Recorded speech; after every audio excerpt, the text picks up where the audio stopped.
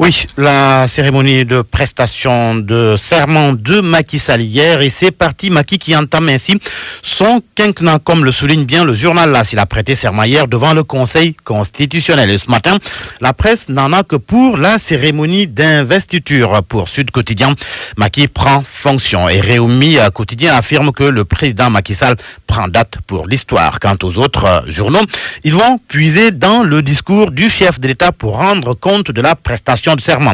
Macky fait le serment de fidélité à l'action, c'est le titre qui barre la une de l'Observateur. Et à la première page de Vox Populi, Macky 2, les vraies ruptures pour un nouveau Sénégal. Pendant ce temps, le journal Le Soleil parle de chantier du quinquennat, l'enquête plutôt parle de chantier du quinquennat, et le quotidien national Le Soleil des sillons du second mandat. Et les journaux, pour l'essentiel, retiennent que Macky Sall a sifflé la fin de la récréation et entend faire dans la rigueur. Fin donc de l'anarchie et de l'immobilisme, comme le souligne Vox Populi, alors que là s'indique qu'il lance la croisade contre les constructions anarchiques et la spéculation foncière.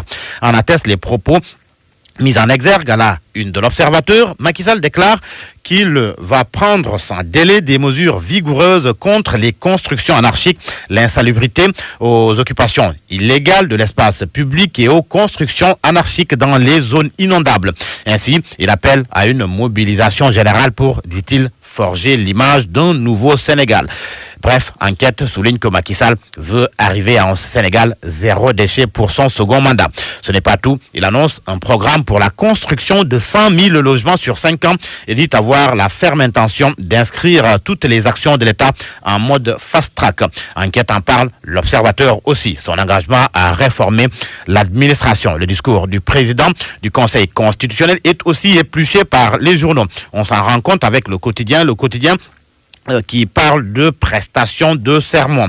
Selon le journal Le Quotidien, Pape Oumar Sarr a réglé ses comptes avec l'opposition.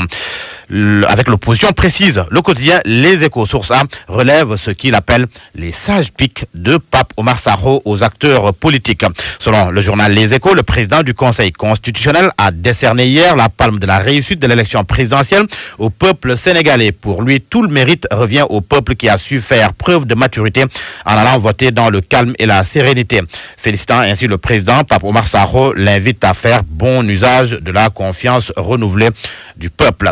Il n'a pas manqué, selon les Échos, de solder ses comptes avec l'opposition. Certains propos du président du Conseil constitutionnel, rapportés par le journal Les Échos à sa page 7, ces institutions, si souvent prises à partie aujourd'hui, sont pourtant celles qui, en l'espace de 12 ans, ont permis 2 alternances démocratiques. Il ajoute que le discours politique gagnerait à s'élever à la hauteur de la conscience citoyenne de ce peuple.